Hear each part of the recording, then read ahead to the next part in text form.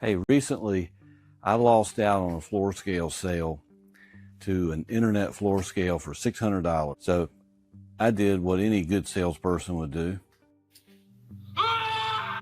Well, actually, that was my first reaction. Then I said, hey, let's get one and check it out. All right, here is the digital weight indicator. Just a very simple plastic indicator. Not a big fan of this. I think that there's better indicators that they could have put on this scale. The J-box is plastic, about what I expected. Each corner has a load cell. You've got the junction box and you've got the digital indicator. Normally, you want to have an ntep floor scale. You want to have good brand name quality load cells in each corner. You want to have a stainless steel junction box, and you want to have a good weight indicator. This scale actually has decent construction, it seems like.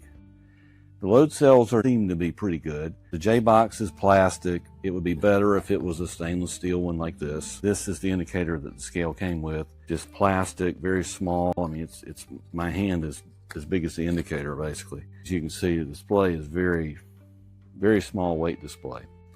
It would be a much better system with something like this. And this is by no means a really high dollar indicator, but it would be a lot better indicator. So overall, we will have to get a weight on this, and then we'll give you a final thought on the scale. All right, there you have it. There's the $600 internet floor scale. Actually, overall, be completely honest, I thought the scale was a decent scale. There's definitely some situations where it could probably end in some places of business. As we often say with these types of scales, they are cutting corners in each area. Typically with a floor scale, you look at the structure itself, the 4 load cells, the junction box, the home run cable, the indicator. And with this scale, literally each of those, they've cut corners. The scale platform, when I got a weight on it earlier, it was about 40 pounds, maybe 50 pounds lighter than a typical low-cost 4x4.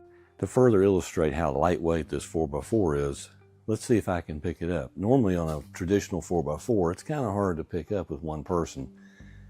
But with this scale, pretty easy to do. When I look at this $600 internet floor scale, the indicator is below average. The load cells are okay. The scale structure is okay, but on the light side. And this concerns me, especially when you start to discuss the overall durability of the scale. Can a cheap pallet scale that's around 40 or 50 pounds lighter than a traditional 4x4 scale really hold up in an industrial environment? Every single component, they've cut corners to get it down to that $600 price.